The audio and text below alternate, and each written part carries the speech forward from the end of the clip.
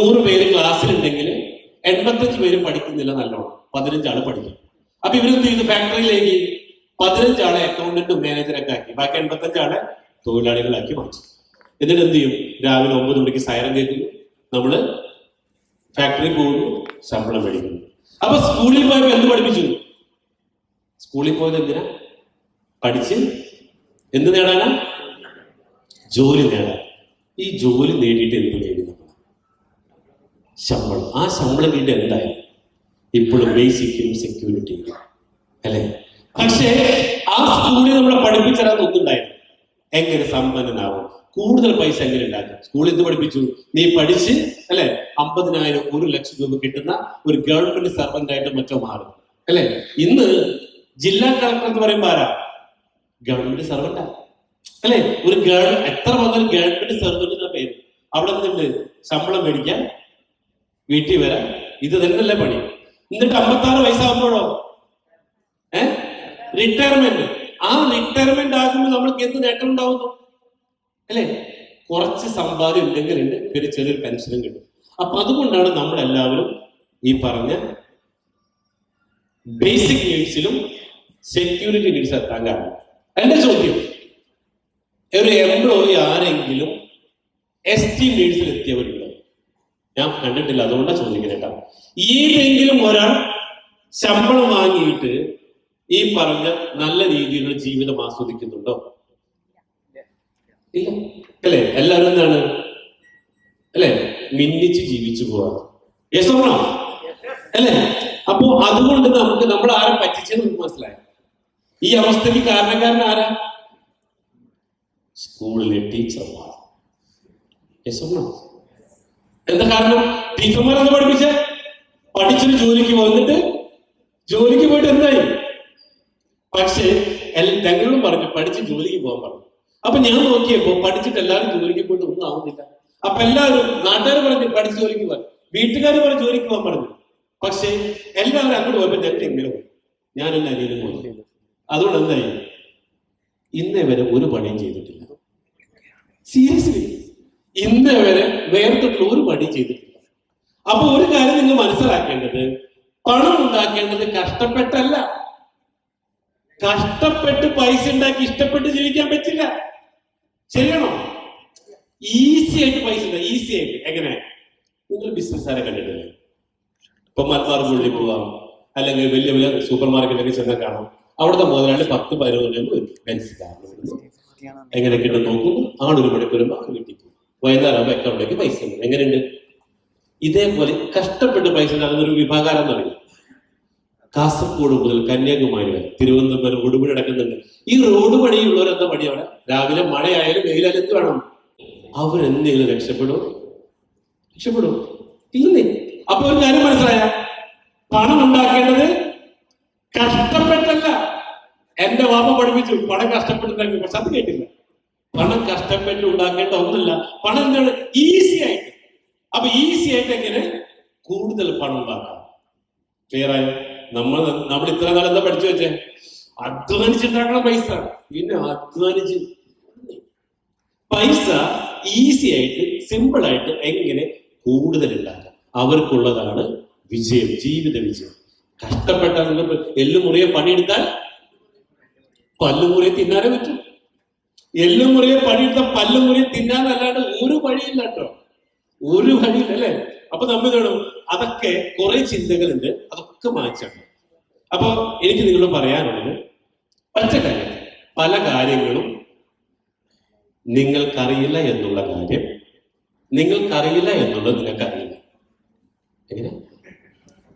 പല കാര്യങ്ങളും നിങ്ങൾക്കറിയില്ല എന്നുള്ളത് നിങ്ങൾക്കറിയില്ല. ശരിയാണോ? അല്ലെ? വലിയൊരു ചിന്തയല്ലേ? പണം കഷ്ടപ്പെട്ടുണ്ടാക്കേണ്ട ഒന്നാണെന്ന് പറയുന്ന സാധനത്തെ കുറിച്ചു. എന്താണ്? പണം ഈസി ആയിട്ട് ഈസി ആയിട്ട് അല്ലെ? എങ്ങനെ പഠിക്കണ്ടേ? യെസ്. അപ്പൊ നമുക്ക് നോക്കാം. നമുക്ക് മനുഷ്യന്മാർക്ക് എല്ലാവർക്കും ജീവിതത്തിൽ 4 ഘട്ടങ്ങളുണ്ട്. ഓക്കെ, അപ്പൊ 4 ഘട്ടങ്ങൾ, 4 സ്റ്റേജസ് ഓഫ് ലൈഫ് നമ്മൾ 4 ഘട്ടങ്ങൾ. അതിൽ ഒന്നാമത്തതാണ് ഏറ്റവും താഴെ, ലൈഫ് ഹാപ്പൻസ് ടു മീ.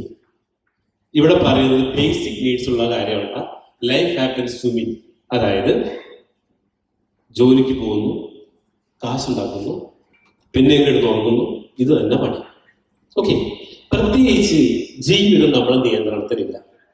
എവിടേക്കാ പോകണം അറിയില്ല, എന്തിനാ ജോലിക്ക് പോകണം അറിയില്ല, എന്തിനാ പൈസ അറിയില്ല, ഒന്നും അറിയാതെ ജീവിതം നമ്മുടെ നിയന്ത്രണത്തിലില്ലാത്തൊരു സമയത്ത് വിളിക്കുന്ന പേരാണ് ലൈഫ് ഹാപ്പൻസ് ടു മീ. എന്താണ് നമുക്ക് ജീവിതം വേണ്ടത് നമുക്കറിയില്ല. അല്ലേ? ആണോ? അല്ലേ? ജീവിതത്തിൽ എന്താ വേണ്ടത് നമുക്കറിയില്ല. അപ്പൊ അതില് രണ്ടാമത്തെ സ്റ്റേജാണ് ലൈഫ് ഹാപ്പൻസ് ബൈ മീ. ഇവിടെ കുറെ കഷ്ടപ്പെട്ടാണ് രണ്ടാമത്തെ ഘട്ടത്തിലേക്ക്. എന്നറിയോ, ജീവിതത്തിൽ എന്ത് ആഗ്രഹിച്ചാലും നേടാൻ പറ്റിയിട്ടുള്ള ആ ഒരു സ്റ്റേജിലേക്ക് എത്താൻ. എന്റെ ചോദ്യം, ഈ രണ്ടാമത്തെ സ്റ്റേജിൽ എത്തണമെങ്കിൽ 8ന്റെ പണിയുണ്ട്. 8ന്റെ പണി. Life happens by me. എന്ത് ചിന്തിച്ചാലും എനിക്ക് എന്തെന്ന് വിചാരിക്കണം, എന്ത് സാധനം മേടിക്കാം. ഓക്കെ, നമ്മുടെ കൺട്രോൾ നമ്മുടെ ജീവിതം. മൂന്നാമത്തെ ലൈഫ് ഹാപ്പൻസ് ത്രൂ മീ. എന്നിലൂടെ ഞാൻ രക്ഷപ്പെട്ടു. ഇനി എന്ത് ചെയ്യണം? ഒരുപാട് പേർക്ക് ജീവിതമാർഗം കാണിച്ചു കൊടുക്കണം. Life happens through me. നാലാമത്തേതാണ് ലൈഫ് ആസ് മീ. ജീവിതം ദൈവത്തെ പോലെ ഉള്ളതെല്ലാം മറ്റുള്ളവർക്ക് വീതിച്ചു കൊടുക്കാം. അല്ലേ? Life as me. ഇപ്പൊ യൂസഫ് അലിക്ക് കൊച്ചൗസരിച്ചിട്ടുള്ള രവി പിള്ള, നിങ്ങൾക്ക് അറിയാവുന്ന രവി പിള്ള സാർ 40 കോടി രൂപയാണ് റോഡ് പണിക്ക് വേണ്ടി ഡൊണേഷൻ കൊടുത്തത്. ആലോചിച്ച് നോക്കി, മറ്റുള്ളവർക്ക് വേണ്ടിയിട്ട്. Life as me. ആളെന്താ ബിസിനസ് പൈസ ഉണ്ടാക്കി. യൂസഫ് അലിക്ക ബിസിനസ് പൈസ ഉണ്ടാക്കി. കൊച്ചൗസരിച്ചിട്ടുള്ള പൈസ ഉണ്ടാക്കി. വയനാട് ദുരന്തം എന്തോ 50 കോടി രൂപയുടെ കൊച്ചൗസരിച്ചിട്ടുള്ള കൊടുത്ത്. നമ്മൾ എത്ര കൊടുത്തു? അല്ലെ? നമ്മൾ എവിടെയാണ്? Life happens to me. കാരണം നമ്മുടെ ജീവിതത്തിൽ എന്താണ് നമുക്ക് വേണ്ടതെന്നോ എന്താണ് ചെയ്യേണ്ടത് നമുക്കറിയില്ല. ശരിയല്ലേ? എത്ര നാളെ ഞങ്ങനെ മുന്നോട്ട് പോകും? അല്ലെ? എത്ര നാള് ഈ ലൈഫ് ഹാപ്പൻസ് ടു മീ നിൽക്കുമ്പോൾ ഇനി എന്താണ് എങ്ങനെയാണെന്നും നമുക്കറിയില്ല. ജീവിതം ഇങ്ങനെ ഓരോ ദിവസവും നേരം എടുക്കുന്നു, വൈകുന്നേരമാകുന്നു എന്തൊക്കെ കാണിച്ചു കിട്ടുന്നു. അല്ലെ? അപ്പൊ ഇന്ന് അതിൽ നിന്ന് വ്യത്യസ്തമായിക്കൊണ്ട് മറ്റൊരു ലൈഫിലേക്ക് നമുക്ക് പോകാം. റെഡി? യെസ്. പറഞ്ഞു വന്നത്, ഇങ്ങനെ മറ്റൊരു ചിന്തയിലേക്ക് പോകണമെങ്കിൽ നമ്മൾ ഏറ്റവും കൂടുതൽ ഉണ്ടാക്കേണ്ട സാധനമാണ് പണം. നമ്മുടെ കയ്യിൽ ഇപ്പം ഇല്ലാത്തതും പണം. അല്ലെ? അപ്പൊ ഈ പണം കൂടുതൽ ഉണ്ടാക്കണമെങ്കിൽ നമുക്ക് പഠിക്കാം ഹൗ ടു ബിക്കം വെൽത്തി. എങ്ങനെ ഒരു സമ്പന്നനാകാം. അപ്പൊ നമ്മൾ പഠിക്കാൻ വേണ്ടുന്നതാണ് എന്തായിരുന്നു? എങ്ങനെ നമുക്കൊരു സമ്പന്നനാകാം. സമ്പന്നൻ പണക്കാരൻ പണമുള്ളവൻ സമ്പന്നനാവും. സമ്പത്തുള്ളവൻ അല്ലെ? പണക്കാരൻ പണമുള്ളവൻ. പണം കൂടിക്കഴിഞ്ഞാൽ സമ്പന്നനായി മാറി. അപ്പൊ നമുക്ക് പഠിക്കേണ്ട കാര്യം ആരാണ് സമ്പന്നൻ, ആരാണ് പണക്കാരൻ. ഓക്കെ. അപ്പൊ അത് ഹൗ ടു ബിക്കം വെൽത്തി, എങ്ങനെ സമ്പന്നനാവാന്നാണ് നമുക്ക് നോക്കേണ്ടത്. Next, what is money? അപ്പൊ ആദ്യം നമുക്ക് നോക്കാം പണം എന്താണ്. നമ്മള് ആദ്യം എന്താണ് നമുക്ക് വേണ്ടത്? പൈസയാണ്. അപ്പൊ എന്ത് വേണം? പൈസയെ കുറിച്ച് അറിയാം. ആരാണ് പണം? അല്ലെ? പണം ആരാ? Money is an idea. ശരിയാണ് തെറ്റാണ്? ഐഡിയ. കാരണം എന്താ? പണ്ട് ഇവിടെ ബാർട്ടർ സമ്പ്രദായം ഉള്ളപ്പോ ആളുകൾക്ക് കൊടുക്കൽ വാങ്ങൽ ബുദ്ധിമുട്ട് വന്നപ്പോ മനുഷ്യൻ അവന്റെ ക്രയവിക്രയങ്ങൾക്ക് വേണ്ടി ഉണ്ടാക്കിയ സംവിധാനമാണ് പണം. Yes or no? ഓക്കെ. അപ്പൊ പണം ആരാ കണ്ടുപിടിച്ചേ? ആരും പണം കണ്ടുപിടിച്ചേ? മനുഷ്യൻ. അങ്ങനെ മനുഷ്യൻ പണം കണ്ടുപിടിക്കുന്നു. അപ്പൊ പണം എന്തായിരുന്നു? ഐഡിയ. ക്ലിയർ ആയോ? ഇനി മണി ഈസ് എൻ എനർജി. പണത്തെ കാണാൻ പറ്റില്ല. ശരിയാണ്? പണം ഒരു കടലാസാണ്, പക്ഷെ അക്കൗണ്ടിൽ വരുമ്പോഴോ നമ്പറുകളാണ്. അല്ലെ? ഇതിനെ പറയുന്നത് money is an energy. Invisible, കാണാൻ പറ്റുന്ന ഒന്നാണ് ഈ എനർജി. കറണ്ട് കാണാൻ പറ്റില്ല. Current no. അല്ലെ? Electricity is an energy but more powerful. ശരിയല്ലേ? തൊട്ടാൽ അപ്പട്ടിക്ക് ഷോക്ക്. അല്ലെ? കാണാൻ പറ്റില്ല. ഷോക്കിനെ കണ്ടിട്ടുണ്ട് ഇതുവരെ? പ്ലഗിന്റെ ഉള്ളിൽ തൊട്ട് അടിക്കാൻ അവരെ കാണാൻ പറ്റുമോ? കാണാൻ പറ്റുമെന്ന് കൊടുത്തൂടെ? ഷോക്ക് അടിച്ചാൽ പറ്റുന്നുണ്ടാ? ഇല്ല. അപ്പൊ എന്താണ്? Money is an energy. അപ്പൊ രണ്ട് കാര്യങ്ങൾ നമ്മൾ നോക്കേണ്ടത്. Money is an idea, money is an energy. ഇത് രണ്ടും നമ്മൾ ആദ്യം പഠിക്കണം. നമ്മളിപ്പോ എന്തെങ്കിലും വന്നത് കാശുണ്ടാക്കാറില്ല. പൈസ കൂടുതൽ എങ്ങനെ ഉണ്ടാക്കാം? അപ്പൊ എന്ത് വേണം? പൈസയെ കുറിച്ച് പഠിക്കണം. ഇവിടെ ഫിനാൻഷ്യൽ അഡ്വൈസേഴ്സ് പറയുന്നത് പണം നമ്മുടെ കയ്യിലേക്ക് കൂടുതൽ വരണമെങ്കിൽ നമ്മൾ പണത്തെ കുറിച്ച് പഠിക്കണം. ഓക്കെ, ഇപ്പൊ നമുക്ക് എന്തറിയില്ല? നമ്മൾക്ക് ഉണ്ടാക്കേണ്ട പണത്തെ കുറിച്ച് നമുക്കറിയില്ല. നമുക്ക് വേണ്ടതല്ല. അപ്പൊ എന്ത് സാധനം നമ്മുടെ കയ്യിൽ എന്ത് വേണം? അതിനെ കുറിച്ച് പഠിക്കണം. നമ്മുടെ കയ്യിൽ എന്താണ് കൂടുതൽ ഇല്ലാത്തതിനെ കുറിച്ച് പഠിച്ചാലേ കിട്ടുള്ളൂ. ഡ്രൈവിംഗ് അറിയില്ല, എന്ത് ചെയ്യണം? ഡ്രൈവിംഗ് അറിയില്ലെങ്കിൽ എന്ത് വേണം? ഡ്രൈവിംഗ് പഠിക്കണം. ക്രിക്കറ്റ് കളി അറിയില്ല, എന്ത് ചെയ്യണം? ക്രിക്കറ്റിൽ പഠിക്കണം. പൈസ നിങ്ങളുടെ കയ്യിൽ കൂടുതൽ എന്ത് വേണം? പൈസയെ കുറിച്ച് പഠിക്കണം. അപ്പൊ പറയണത് പണം നമ്മുടെ കയ്യിലേക്ക് കൂടുതൽ വരണമെങ്കിൽ പണത്തിന് 13 നിബന്ധനകളുണ്ട്. പണത്തിന് 13 നിബന്ധനകൾ. അറിയോ നിങ്ങൾക്ക്? അറിയോ? പണത്തിന് 13 നിബന്ധനകളുണ്ട്, എങ്കിലേ പണം വരൂ. അപ്പൊ എന്തുകൊണ്ടാ പണം കയ്യിലില്ലാത്ത? എന്തുകൊണ്ടാ? പേര് റോഫെ, പണത്തിന് 13 കണ്ടീഷൻസ് ഉണ്ട്. അറിയോ? അറിയോ? അറിയില്ല. അപ്പൊ ഒരു കാര്യം മനസ്സിലായില്ലേ? പണത്തിന് 13 നിബന്ധനകൾ നമുക്കറിയില്ല. മാത്രമല്ല, വന്ന പണം നമ്മുടെ കൂടെ നിൽക്കണമെങ്കിൽ ഇപ്പൊ 2 പ്രശ്നം നമുക്കുള്ളത്. നിങ്ങൾക്കുള്ള പ്രശ്നം പറയട്ടെ. ഒന്ന്, നിങ്ങളുടെ കയ്യിലേക്ക് പണം കൂടുതൽ വരുന്നില്ല. 2, വന്ന പണം നമ്മുടെ കൂടെ നിൽക്കുന്നില്ല. അല്ലേ? ഓട്ടക്കൈയാണോ? ഒന്ന് പ്രശ്നം വെച്ച് നോക്കിയാലോ? അല്ലേ? പല ആളുകളും ചിന്തിക്കുന്നൊരു കാര്യമാണ്. ഒന്ന്, എന്താണെന്നറിയില്ല, പൈസ കുറവുണ്ടാക്കുന്നുണ്ട്, പക്ഷെ എന്താണെന്നറിയില്ല, വന്ന പല പൈസ തിരിച്ചു പോകുന്നുണ്ട്. അല്ലേ? സാറിന്റെ പേരെന്താ? രവീന്ദ്ര സാറേ, എത്ര കോടി രൂപ ഈ ഇത്ര നാളുകൾ ഉണ്ടാക്കിയിട്ടുണ്ട്?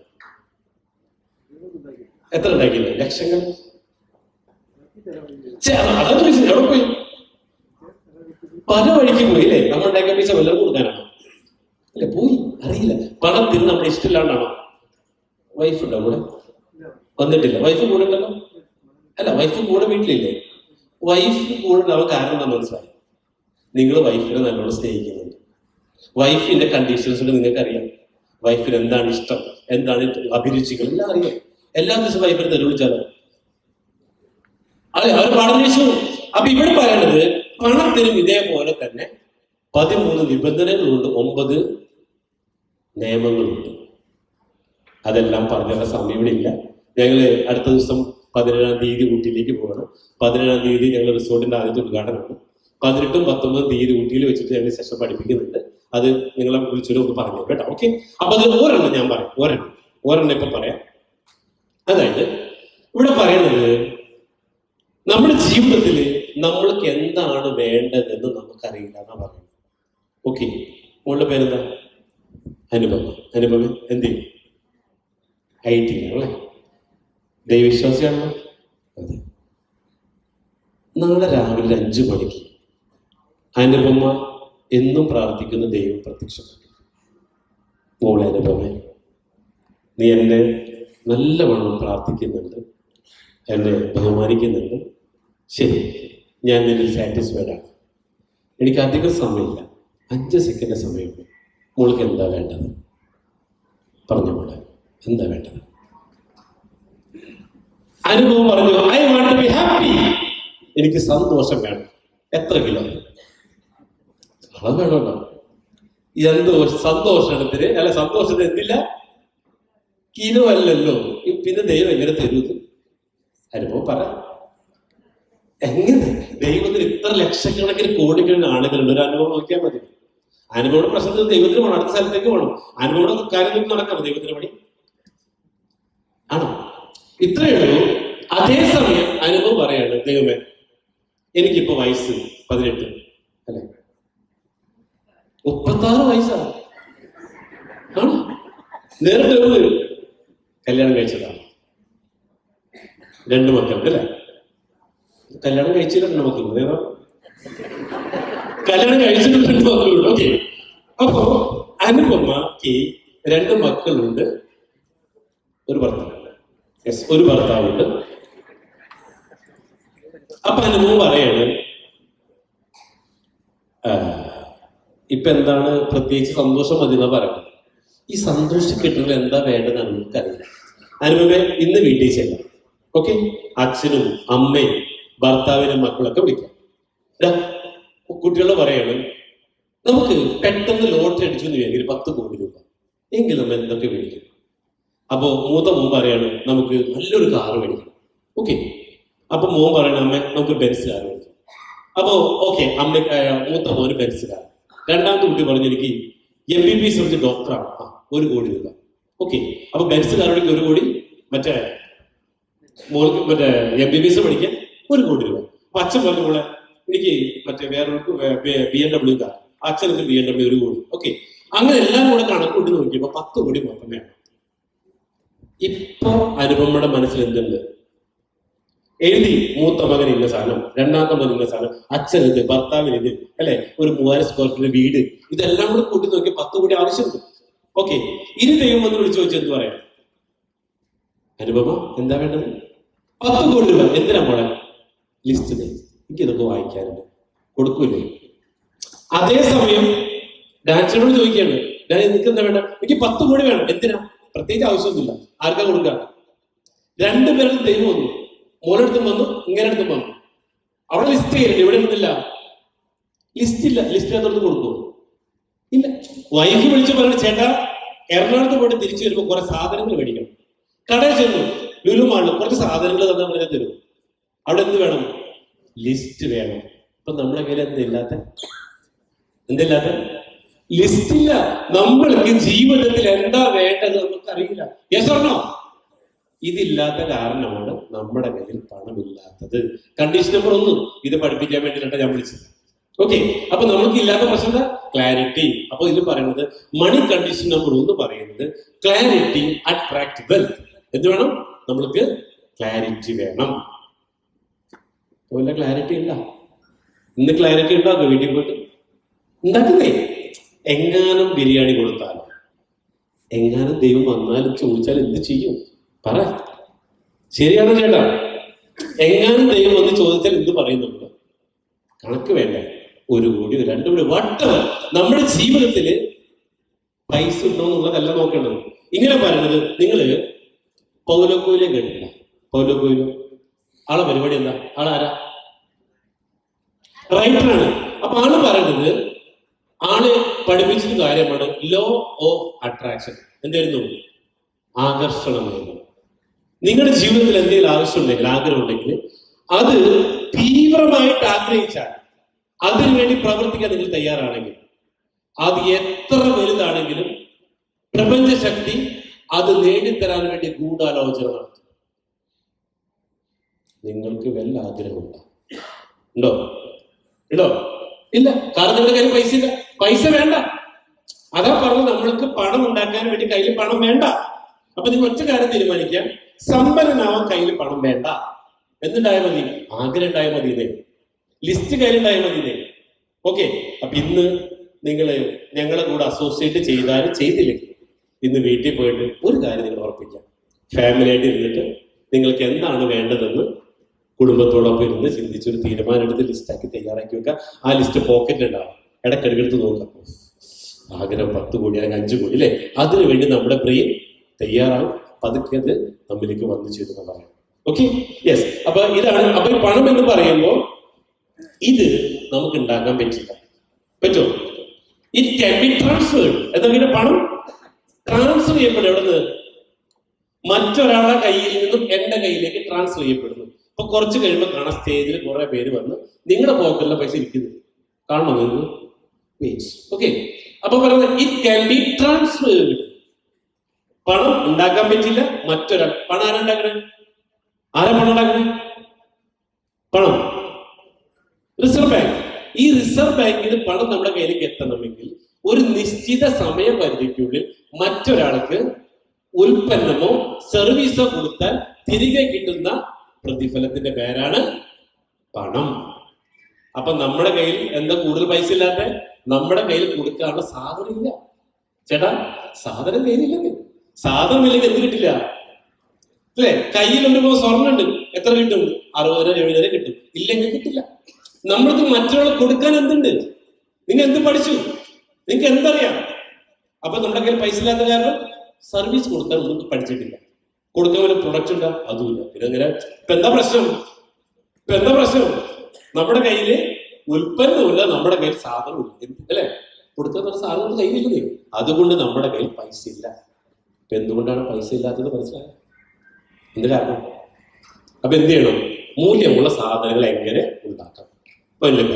അപ്പൊ രണ്ടാമത്തെ കാര്യമാണ്, എന്താണ് സമ്പത്ത്? What is wealth? ഈ പണം ഉപയോഗിച്ച് നമ്മൾ വാങ്ങുന്ന അസറ്റിന്റെ പേരാണ് സമ്പത്ത്. സമ്പത്ത് എന്താ? ഈ കൂടുതൽ പൈസ ഉണ്ടാക്കിയിട്ട് നമ്മൾ വാങ്ങുന്ന അസറ്റ്. അപ്പൊ എന്താ അസറ്റ്? പേര് നിയാസ് ഭായ്. എവിടെ വീട്? തലശ്ശേരി ടൗണിൽ ഒരു ബിൽഡിംഗ് വിൽക്കാനുണ്ട്, 60 ലക്ഷം രൂപ. നിങ്ങൾ അലമാരിൽ 60 ലക്ഷം കുറെ നാളായിട്ട് അവിടെ വെച്ചേക്കല്ലേ. ആ 60 ലക്ഷം രൂപ കൊടുത്തിട്ട് ആ ഒരു തലശ്ശേരി ടൗണില് 2000 സ്ക്വയർ ഫീറ്റ് ബിൽഡിംഗ് വിൽക്കാനായിട്ട് നടന്നു. അവിടെ നിന്ന് എല്ലാ മാസം 1.5 ലക്ഷം വാടക കിട്ടുന്നതാണ്. എങ്കിൽ നിങ്ങൾ അത് പോയി വാങ്ങി. എങ്കിൽ ആ ബിൽഡിങ്ങിന് വിളിക്കുന്ന പേരാണ് സമ്പത്ത്. കാരണം എന്താ? എല്ലാ മാസവും 1.5 ലക്ഷം രൂപ അവിടെ നിന്ന് വാടക കിട്ടുന്നു. അതിനൊരു പണിയെടുക്കണോ? വേണോ? ആരാ പണിയെടുക്കണേ? നമ്മുടെ പണം. അപ്പൊ നമ്മൾ പണം ഉപയോഗിച്ച് നമ്മൾ വാങ്ങുന്ന അസറ്റിന്റെ പേരാണ് സമ്പത്ത്. അപ്പൊ അതിന് നമുക്ക് എന്തുകൊണ്ട് ആരോഗ്യം വേണ്ട? എല്ലാ മാസവും തരും, വാടക തരും. ക്ലിയറായ? നിങ്ങൾക്ക് 2 വീടുണ്ട്, ഒരു വീട് വാടക കൊടുത്തു, എങ്കിൽ വാടക കൊടുത്ത വീടിന് എന്ത് വിളിക്കാം? സമ്പത്ത്, അല്ലേ? നിങ്ങൾക്ക് 2 കാറുണ്ടെങ്കിൽ ഒരു കാറ് വാടക കൊടുത്തു, എന്ത് പറ്റും? ആ കാർ എന്തായി? സമ്പത്ത്. എന്റെ ചോദ്യം, അത്തരത്തിൽ സമ്പത്തുള്ള ആരൊക്കെ ഉണ്ട്? നിങ്ങൾ പണിക്ക് പോയില്ലെങ്കിലും എല്ലാ മാസവും വരുമാനം കിട്ടുന്ന എന്തെങ്കിലും അസറ്റ് ഉണ്ടോ? That means income generating asset ഉണ്ടോ? ഇല്ല. നിങ്ങൾക്ക് പൊന്മുട്ടയുടെ താറാവുണ്ടോ? ഇല്ല, അല്ലേ? നമ്മൾക്ക് അത്തരത്തിൽ അസറ്റ് ഇല്ല. അസറ്റ് ഉണ്ടായിരുന്നെങ്കിൽ എന്ത് വിളിക്കായിരുന്നു? എല്ലാ ദിവസവും, അല്ലെ? നിയാസ് ഭായ് ബിൽഡിംഗ് മേടിച്ചു, എല്ലാ മാസവും ബിൽഡിംഗ് എന്ന് പറയുന്ന താറാവ് എന്ത് ചെയ്യും? എല്ലാ മാസവും ഓരോ മുട്ടയിടും, 1.5 ലക്ഷം രൂപ. അപ്പൊ എന്ത് ചെയ്യാം? ആ മുട്ട വിറ്റ് ജീവിക്കാം. ക്ലിയർ ആയി? അത്തരത്തിൽ ഒരു സമ്പത്ത് നിങ്ങൾക്കുണ്ടോ? ഇല്ലെങ്കിൽ യു ആർ ഇൻ സ്ട്രഗിൾ. നമ്മളെല്ലാവരും വിഷമത്തിലാണ്. കാരണം മുന്നോട്ടേക്കുള്ള പോക്ക് ഡേഞ്ചർ ആണ്. നമുക്ക് എന്നും ഇതേപോലെ ആരോഗ്യം ഉണ്ടാവും. എന്നും ഇതേപോലെ ആരോഗ്യം ഉണ്ടാവണമെന്നില്ല. കാരണം ഏതെങ്കിലും ഒരു തലതെറിച്ചും വന്ന് ബാക്കിൽ കൊണ്ട് ഇടിച്ചാൽ കഴിഞ്ഞില്ല നമ്മുടെ കഥ, അല്ലേ? പിന്നെ താഴത്തെ മുകളിലത്തെ സീലിംഗ് ഫാനെ ലീഫ് ഫണ്ടിന് കിടക്കണ്ട. അപ്പൊ എങ്ങനെ ജീവിക്കും? കുടുംബത്തിന് ഭാരമായിട്ട് ജീവിക്കണ്ടേ? വേണ്ടേ? അപ്പൊ എന്ത് വേണം? സമ്പത്ത് വേണം. അപ്പോ പണം ഉണ്ടാക്കിയിട്ട് എങ്ങനെ സമ്പത്ത് മേടിക്കാം? അപ്പൊ നമ്മൾ പഠിക്കാൻ വേണ്ടി പോകുന്നത് എങ്ങനെ ഒരു സമ്മാനമാകാം. അപ്പൊ നമ്മൾ കേട്ടിട്ടുണ്ടാവും, കയ്യിൽ ആയുധമുള്ളവൻ എന്താ വിളിക്കാറ്? ധനവാൻ, അല്ലെ? കയ്യിൽ ആയുധമുള്ളവൻ ധനവാൻ. കയ്യിൽ ലക്ഷമുള്ളവൻ പ്രഭു, ലക്ഷപ്രഭു. കയ്യിൽ കോടിയുള്ളവൻ ഈശ്വരൻ, കോടീശ്വരൻ. നിങ്ങൾക്കുമാകാം കോടീശ്വരൻ. അപ്പൊ യെസ്, അപ്പൊ അത് ശരിക്കാണ്. നിങ്ങൾക്കുമാകാം കോടീശ്വരൻ. ഓക്കെ, പണമില്ലാതെ എങ്ങനെ കോടീശ്വരനാവാം? പണമുണ്ടെങ്കിൽ എങ്ങനെ അതിനേക്കാൾ വലിയ കോടീശ്വരൻ? നിങ്ങളുടെ കയ്യിലുള്ള പണം അത് ഇൻവെസ്റ്റ് ചെയ്യാത്തോടത്തോളം കാലം അത് നിങ്ങളുടേതല്ല. മനസ്സിലായ? എന്താ മനസ്സിലായി? കയ്യിൽ 10,000 രൂപയുണ്ട്. ഇത് നിങ്ങളുടെ കയ്യിൽ, നിങ്ങളുടേതല്ല. എന്തിനുള്ളതാ? ചെലവാക്കാൻ. അപ്പൊ എന്ത് പറ്റി? അല്ലെ? അതേസമയം 1 ഗ്രാം സ്വർണം മേടിച്ചു. അപ്പൊ എന്തായി? എന്റെ സ്വർണം. ക്ലിയർ ആയോ? പണം പണമായിട്ട് സൂക്ഷിച്ചാൽ അത് നിങ്ങളുടേതല്ല, മറ്റാർക്ക് വേണ്ടിയുള്ള പണമാണ്, ചെലവാക്കാൻ. അതേസമയം അതിൽ നിന്ന് 1 ഗ്രാം സ്വർണം മേടിച്ചുള്ളെങ്കിൽ എന്റെ സ്വർണം, ഇതോ പോക്കറ്റില്ലെങ്കിൽ എന്റെ പൈസയല്ല, മറ്റാർക്കുള്ളത്. അതിനെ പറയുന്നത് നമ്മൾക്ക് സ്കൂളിൽ പഠിപ്പിച്ചത് തരാതിരുന്നൊരു കാര്യമാണ് മണി തിയറി. എങ്ങനെയാണ് പണത്തെ കൈകാര്യം ചെയ്യേണ്ടത്? ഇപ്പൊ നമ്മള് എല്ലാവരും പണം ഉണ്ടാക്കുന്നുണ്ട്. പേര് റസ്മിൻ, എത്ര സാലറി ഉണ്ട്? 24,000 രൂപ, അല്ലെ? ഓക്കെ, ഈ 24,000 രൂപ മേക്ക് മണി, പൈസ ഉണ്ടാക്കി. നമ്മൾ എന്ത് ചെയ്യുന്നു? പൈസ ഉണ്ടാക്കിയിട്ട് റസ്മിന് എല്ലാ മാസവും 25,000 രൂപ, 24,000 രൂപ മേക്ക് മണി. ഈ പൈസ എന്ത് ചെയ്തു? നേരെ സ്പെൻഡ് മണി, ചെലവാക്കി. കയ്യിൽ എന്തെങ്കിലും ഉണ്ടോ ബാക്കി? ഒന്നുമില്ല. പക്ഷേ ഇവിടെ ഫിനാൻഷ്യൽ അഡ്വൈസേഴ്സ് പറയുന്നത് ഉണ്ടാക്കിയ പൈസ നേരിട്ട് ചെലവാക്കരുത്, അതിൽ നിന്ന് കുറച്ച് പൈസ എടുത്ത് മാറ്റി വെച്ച് സേവ് ചെയ്തിട്ട് അത് ഇൻവെസ്റ്റ് ചെയ്തിട്ട് അതിൽ നിന്ന് കിട്ടുന്ന ലാഭം വേണം ചെലവാക്കാൻ. എക്സാമ്പിൾ നെക്സ്റ്റ്, നമ്മള് ലൈഫ് ബഡ്ജറ്റ് ആണല്ലോ. ഇവിടെ നസ്മിൻ 1,00,000 രൂപ ശമ്പളം ഉണ്ടെങ്കിൽ ചെയ്യേണ്ട പണി 60,000 രൂപ ആദ്യത്തെ ബക്കറ്റിൽ കൊടുക്കണം. Necessity bucket. നമ്മൾ അത്യാവശ്യ കാര്യങ്ങൾ, അതായത് പാല്, പത്രം, ലോണ്, ഇതൊക്കെ ഈ ബക്കറ്റിൽ നിന്നാണ് പോകണം. 10,000 രൂപ ആണെങ്കിൽ 6,000 രൂപ. ഓക്കെ. അതേസമയം ബാക്കി 10% നമുക്ക് കൊടുക്കേണ്ടത് എമർജൻസി, നമുക്ക് വല്ല അപകടമോ അസുഖമൊക്കെ പറ്റിക്കഴിഞ്ഞാൽ മാറ്റി വെച്ചേക്കണം. അപ്പോ 1,000 രൂപ ഉണ്ടെങ്കിൽ എത്ര മാറ്റി വെക്കണം? എത്ര മാറ്റി വെക്കണം? 10,000 കിട്ടിയാൽ 1,000 രൂപ ഈ ബക്കറ്റിൽ നിന്നും, 6,000 രൂപ ഈ ബക്കറ്റിൽ.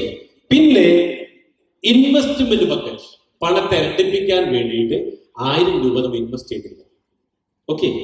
പിന്നെ 1,000 രൂപ ലേണിംഗ്. ഈ 10,000 ശമ്പളത്തിൽ നിന്നാൽ പോരല്ലോ, പുതിയ കാര്യങ്ങൾ പഠിച്ച് ശമ്പളത്തെ കൂട്ടണമെങ്കിൽ എന്ത് ചെയ്യണം?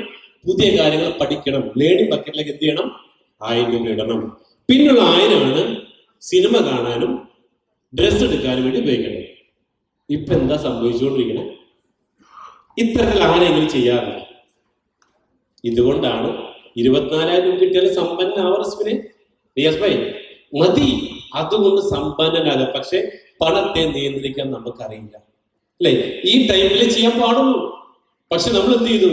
പണം ഉണ്ടാക്കി ഒക്കെ ചെലവാക്കി, പല രീതിയിൽ ചെലവാക്കി പോയി എന്നുള്ളതാണ്.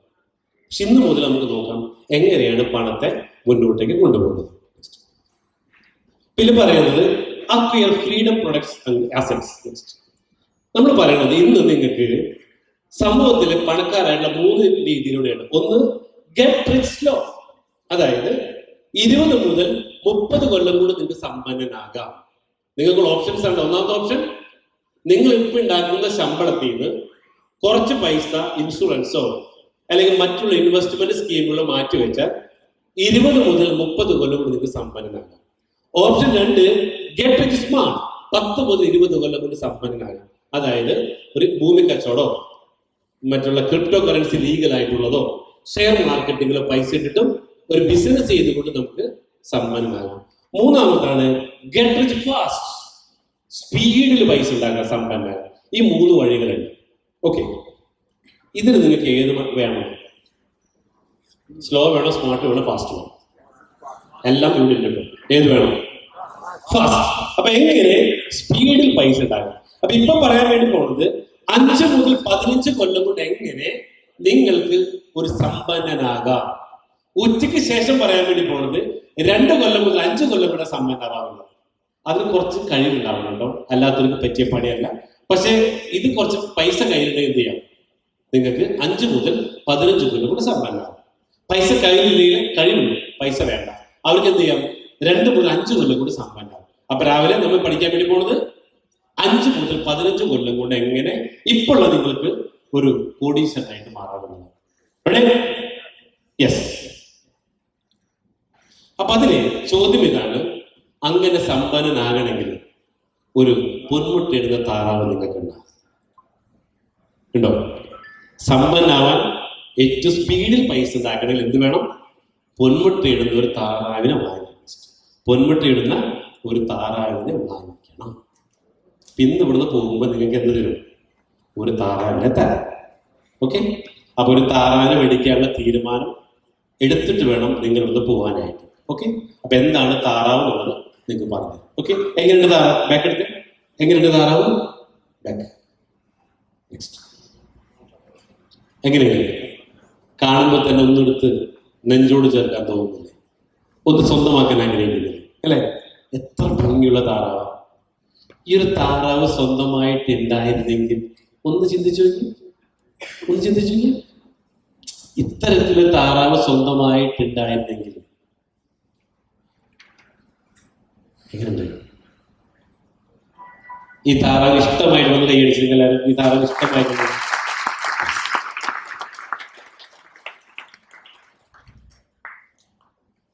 ചിലർ ഉറങ്ങി എനിക്കുമ്പോൾ ഇവരായിരിക്കും ഞാൻ താറാവിന്റെ ക്ലാസ്സിലാണ് ഉറങ്ങുന്നത്. ദയവ് ചെയ്ത് ഉറങ്ങരുത്. പുതുതായിട്ട് വന്നവരും വിചാരിക്കും ഇത് താറാവ് കൃഷിയുടെ ക്ലാസ്സല്ല. ഞാൻ നിങ്ങൾക്ക് യെസ് ഓക്കെ നെക്സ്റ്റ്. അപ്പോ പറഞ്ഞു വന്നത് എന്തിനാണ് നമ്മൾക്ക് ഈ താറാവ് എന്നുള്ളതാണ്. എന്തിനാണ് താറാവ്?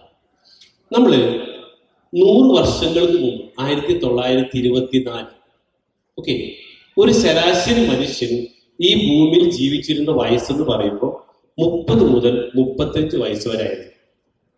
എന്നാൽ 1924 ഒരു ശരാശരി മനുഷ്യൻ ഇവിടെ ജീവിച്ചിരിക്കുന്ന വർഷം വയസ്സ് 35. എന്തുകൊണ്ടായിരുന്നു?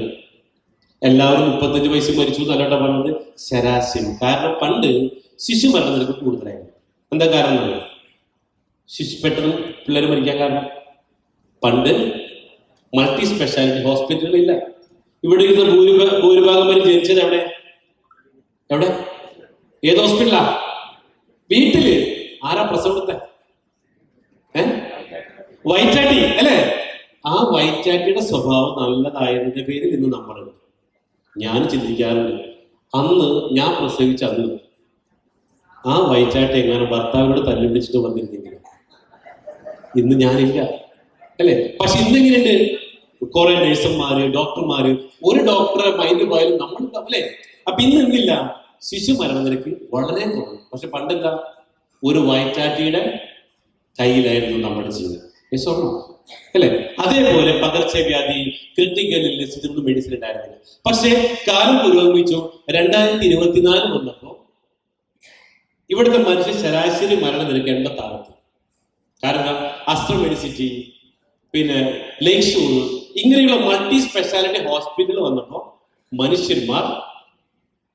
മനുഷ്യന്മാരെ ഡോക്ടർമാർ കൊല്ലുന്നില്ല. എന്താ കാരണം? എന്താ ഡോക്ടർമാരെ കൊല്ലാത്തത് നമ്മളെ? എന്താ കാരണം? ഡോക്ടർമാരെ സംബന്ധിച്ച് നമ്മൾ ആരാന്നറിയും? പൊന്മുട്ടയിടുന്ന താറാവ. ശരിയാണോ? നമ്മൾ മരിച്ച വല്ലതും കിട്ടോ? ഇല്ല. അപ്പൊ നമുക്ക് ഡോക്ടർമാർ നമ്മളെ കൊല്ലില്ലേ? പരമാവധി നമ്മളെ ജീവിപ്പിക്കാൻ നോക്കും അല്ലെ? നമ്മുടെ ദൈവമായിട്ട് കാണുന്ന നമ്മുടെ ഡോക്ടർമാര് അല്ലെ? അല്ല, പക്ഷെ ഒരു കാര്യം കിട്ടോ, ഒരു ഡോക്ടർ രാവിലെ എഴുന്നേറ്റ് എന്താ പ്രാർത്ഥിക്കാം? ഒരു ഡോക്ടർ കാലത്ത് എഴുന്നേറ്റ് ദൈവത്തോട് എന്താ പ്രാർത്ഥിക്കാം? ഇന്ന് കുറച്ചധികം രോഗികളെ കിട്ടണമേ, അതിൽ കുറച്ച് സർജറി അല്ലെ? ഡോക്ടർമാരെ കറക്റ്റ് ചെയ്തിട്ടാണെന്ന് നിങ്ങൾക്ക് ലക്ഷ്യമില്ലാത്തുള്ളൂ. ഡോക്ടർ കറക്റ്റ് ലക്ഷ്യം ഇന്ന് 2 പിടിക്കണം, 3 ഇതൊക്കെ.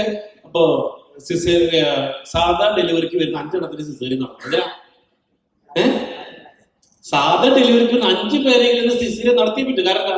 സാധാ ഡെലിവറിക്ക് ഫീസ് 5000, സിസേറിയൻ 50,000. ശരിയല്ലേ? എനിക്ക് അനുഭവം. എന്റെ വൈഫിന് ഡെലിവറി കഴിഞ്ഞിട്ട് വൈഫ് പ്രസവിക്കില്ല.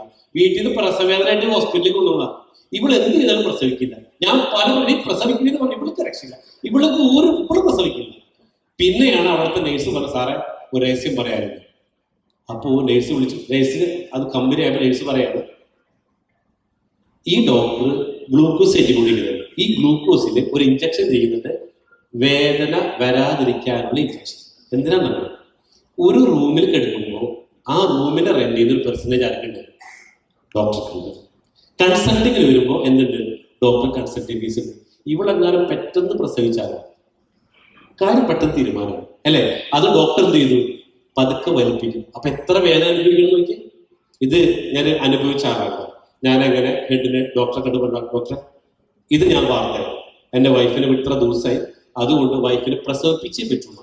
കാരണം എന്റെ കയ്യിൽ എവിഡൻസ് കിട്ടുന്നു. 1 മണിക്കൂറിൽ എന്റെ ഭാര്യ പ്രസവിച്ചു.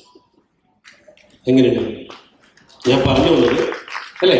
അപ്പൊ ഡോക്ടർമാർ പലതരത്തിൽ ഇത് ഞാൻ പറഞ്ഞു വന്നത്, പലതരത്തിൽ.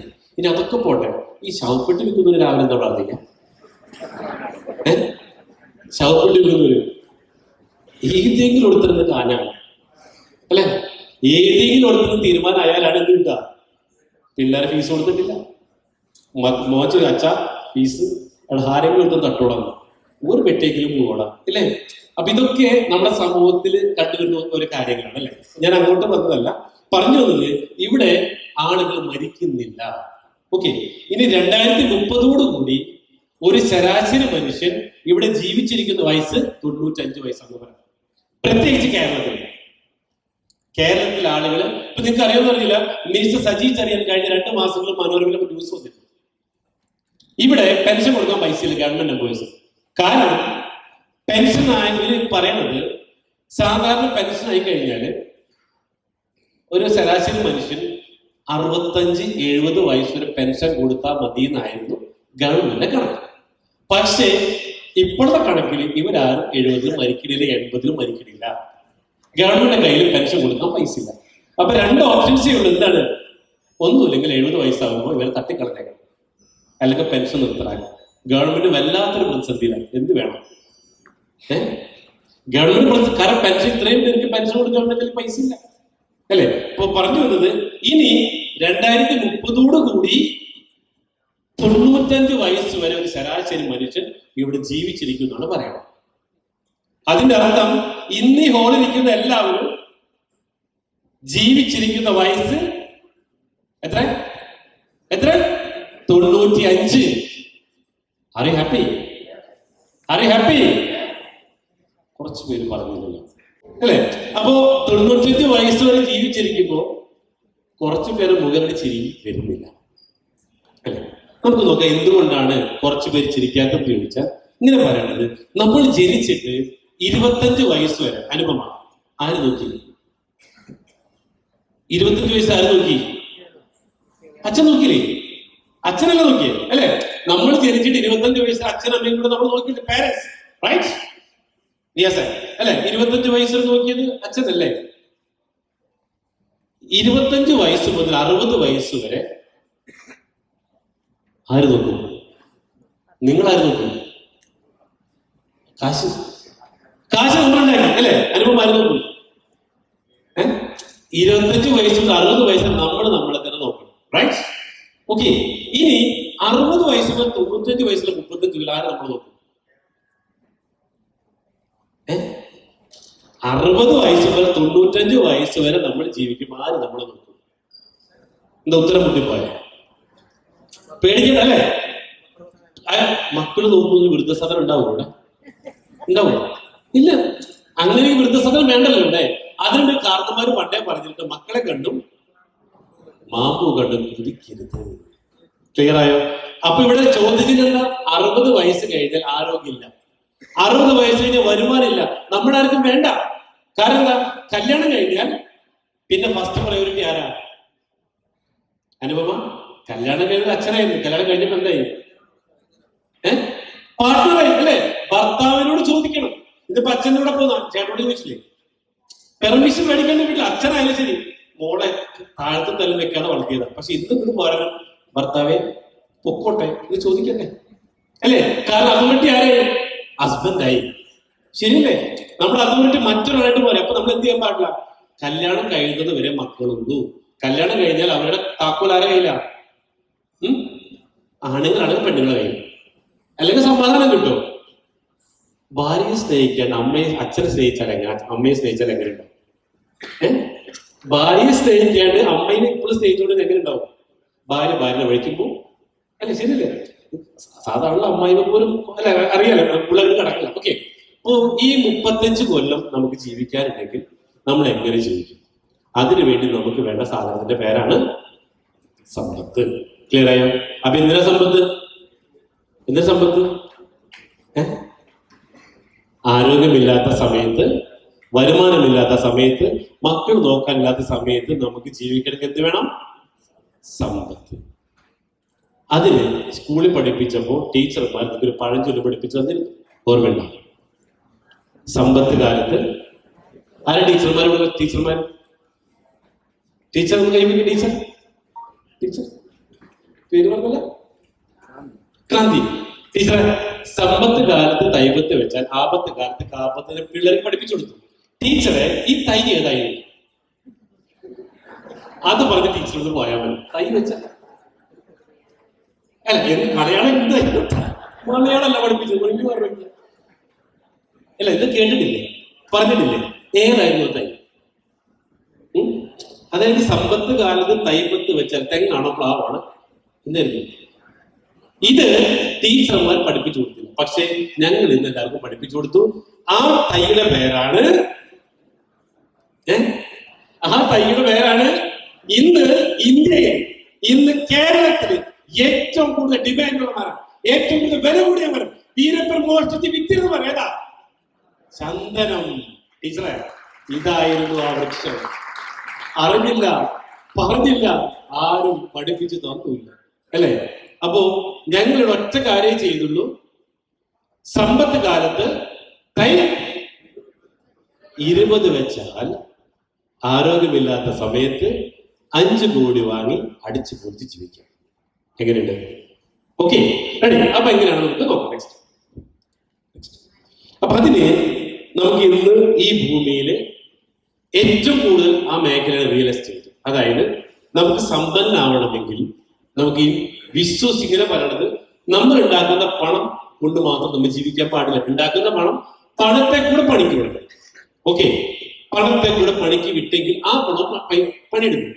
നമ്മളും പണിയെടുക്കും, ആ പണം പണിയെടുക്കും. ഇപ്പൊ എക്സാമ്പിൾ പറഞ്ഞാല് ഭൂമിയുടെ വില നിങ്ങൾക്ക് അറിയുമെന്ന് അറിയില്ല. ഓരോ 10 കൊല്ലം കൂടുമ്പോഴും ഇരട്ടിക്കുന്ന ഒരു സാധനമാണ് ഭൂമി. ഇന്ന് 1 ലക്ഷം രൂപ സെന്റ് മേടിച്ചു, നാളെ 2 ലക്ഷം 10 കൊല്ലം കഴിഞ്ഞു. അത് ഇങ്ങനെ ഡബിളായി ഒരു സാധനം റിയൽ എസ്റ്റേറ്റ്. റിയൽ എസ്റ്റേറ്റ് പ്രത്യേകത, മുടക്കിയ പൈസ എപ്പോഴും ഭദ്രം, മുടക്കിയ പൈസ എപ്പോഴും സേഫ് ആണ്. കാരണം എന്താ? ഭൂമിയുടെ വില കുറയുന്നില്ല. നോക്കാം നിങ്ങൾക്ക് എന്താ കാരണം. അപ്പോൾ നിങ്ങൾക്ക് ഇന്ന് ഈ റിയൽ എസ്റ്റേറ്റ് ഇൻവെസ്റ്റർ ആയിട്ട് മാറാം പൈസ ഉണ്ടെങ്കിൽ, അല്ലെങ്കിൽ ബ്രോക്കർമാരെ പോലെ സെല്ലർ ആയിട്ട് മാറാം. ഇനി അതല്ലെങ്കിൽ നിങ്ങളുടെ കൂടെ കുറച്ച് ആളുകൾ ഉണ്ടെങ്കിൽ ലിവറേജിലൂടെ പൈസ ഉണ്ടാക്കുന്നത് ഉച്ചയ്ക്ക് ശേഷം പറഞ്ഞു. അപ്പൊ പറഞ്ഞു വന്നത് real estate investment simple, powerful, safe and unbreakable wealth. നിലയ്ക്കാത്ത സമ്പത്ത് കിട്ടുന്ന ഒന്നാണ് റിയൽ എസ്റ്റേറ്റ്.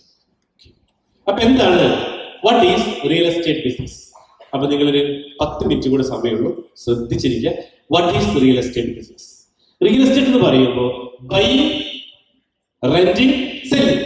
അതായത് ഭൂമി വാങ്ങാം, ഭൂമി മറിച്ച് വിൽക്കാം, ഭൂമി വാങ്ങിയിട്ട് ബിൽഡിംഗ് കിട്ടിയിട്ട് അത് വാടകയ്ക്ക് കൊടുക്കാം. എങ്ങനെ വേണമെങ്കിലും നമുക്ക് പൈസ ഉണ്ടാക്കാം.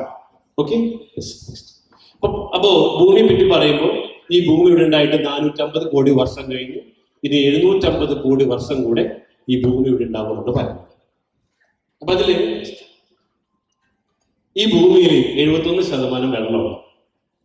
ബാക്കി 21% വരുന്നതില് നദി, കരയും, മരുഭൂമിയും, കാടും, കുന്നും, ഗവൺമെന്റ് പ്രോപ്പർട്ടീസും കഴിഞ്ഞിട്ട് ഭൂമിയിൽ വിൽക്കാനായിട്ട് വെറും 10% മാത്രമേ ഭൂമി ബാക്കിയുള്ളൂ. 5% മാത്രമേ ഭൂമി ബാക്കിയുള്ളൂ എന്ന് പറയുന്നത്. അതായത് കേരളത്തിൽ മൊത്തം 96 ലക്ഷം ഏക്കറാണ് ഉള്ളത്.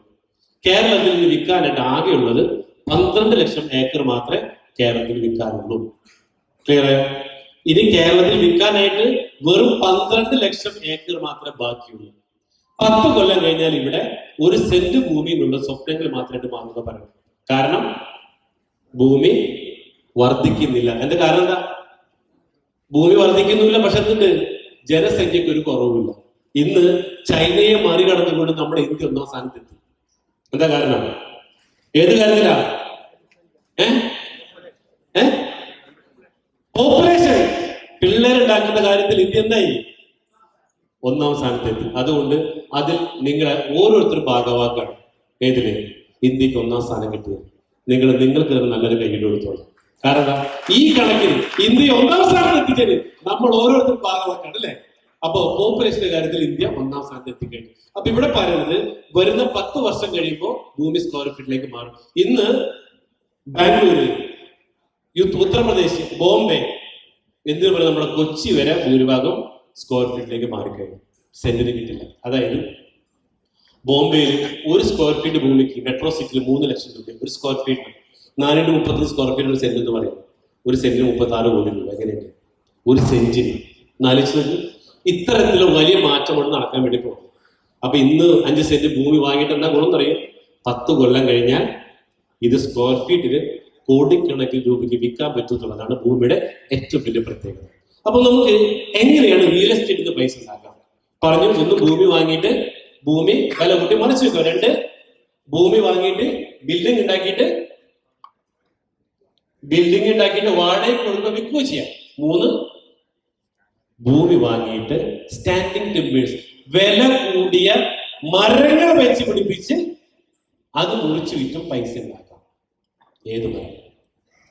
യെസ്, ചന്ദനം അല്ലെ. അപ്പൊ ഞങ്ങൾ നോക്കിയപ്പോൾ വില കൂടിയ മരം അതേതാണ് റിസർച്ച് ചെയ്തു. അപ്പോഴാണ് ചന്ദനത്തിന് ഡിമാൻഡ് കണ്ടു. അതിനുള്ള കാര്യങ്ങൾ പഠിച്ചപ്പോഴാണ് മനസ്സിലായത് ഇന്ന് ഏറ്റവും കൂടുതൽ ഡിമാൻഡുള്ള വില കിട്ടുന്ന മരമാണ് ചന്ദനം മനസ്സിലായി. അപ്പൊ ഞങ്ങള് 2030 5 കൊല്ലം കൊണ്ട് കമ്പനിയുടെ വിഷൻ കേരളത്തില് വയനാട് ജില്ലയിൽ 1400 ഏക്കർ സ്ഥലമെടുത്ത് അതിനെ 2 ഏക്കർ വരുന്ന 700 പ്രൊജക്ടുകളാക്കി 5 സെന്റ് ഭൂമി 22,000 പേർക്ക് വിറ്റുകൊണ്ട് നിങ്ങളെ 5 സെന്റ് ഭൂമിയുടെ ഓണേഴ്സ് ആക്കിക്കൊണ്ട് അതിലൂടെ എല്ലാ വർഷവും 15 വർഷം കൂടുമ്പോൾ 5 കോടി റിട്ടേൺ കിട്ടാവുന്ന രീതിയിലാണ് ഞങ്ങൾ ഡിസൈൻ ചെയ്തിട്ടുള്ളത്. അപ്പൊ നമുക്ക് നോക്കാം. ഇത് കഴിഞ്ഞ വർഷം ഫെബ്രുവരി 5-ാം തീയതിയാണ് നമ്മുടെ കേരളത്തില് ചന്ദന കൃഷിക്ക് വേണ്ടി വീട്ടിലെ എല്ലാവിധ കാര്യങ്ങളും പാസ്സാക്കിയത്. ഇപ്പൊ 2 ഏക്കറിന് ഇതേപോലെ 5 സെന്റ് ഭൂമികളാക്കി തിരിക്കുന്നു. അത് 15 മുതൽ 20 ലക്ഷം രൂപയ്ക്കാണ് ഞങ്ങൾ ഓരോരുത്തരുടെ പേരിൽ ആധാരം രജിസ്റ്റർ ചെയ്ത് കൊടുക്കുകയാണ്. ഇപ്പൊ നേരത്തെ പറഞ്ഞു, ഇന്ന് നിങ്ങൾക്ക് ഇത് ഇഷ്ടപ്പെടുമെങ്കിൽ എന്ത് ചെയ്യാം, അടുത്ത ആഴ്ച വയനാട്ടിലേക്ക് പോകുന്നുണ്ട്, നിങ്ങൾക്ക് വരാം, വന്ന് കണ്ട് ഇഷ്ടപ്പെട്ടെങ്കിൽ എന്ത് ചെയ്യാം, 5 സെന്റ് ഭൂമി നിങ്ങൾക്ക് സ്വന്തമാക്കാം. ക്ലിയർ ആയിരുന്നു. സ്വന്തമാക്കിയിട്ട് ഞങ്ങൾ അവിടെ 20 ചന്ദനത്തെ പ്ലാന്റ് ചെയ്തിരും.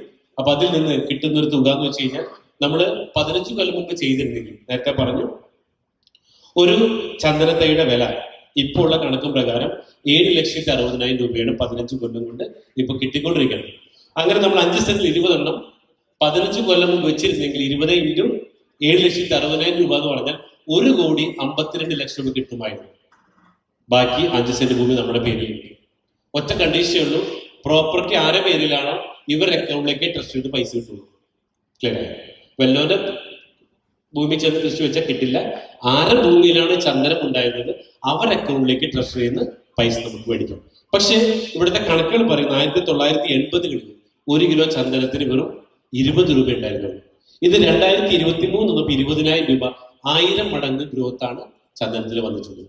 ഇത് 2038 87,500 രൂപ എന്ന് പറഞ്ഞാൽ വലിയ ഗ്രോത്തിലേക്ക് എത്തിപ്പെടുന്ന പറഞ്ഞത്.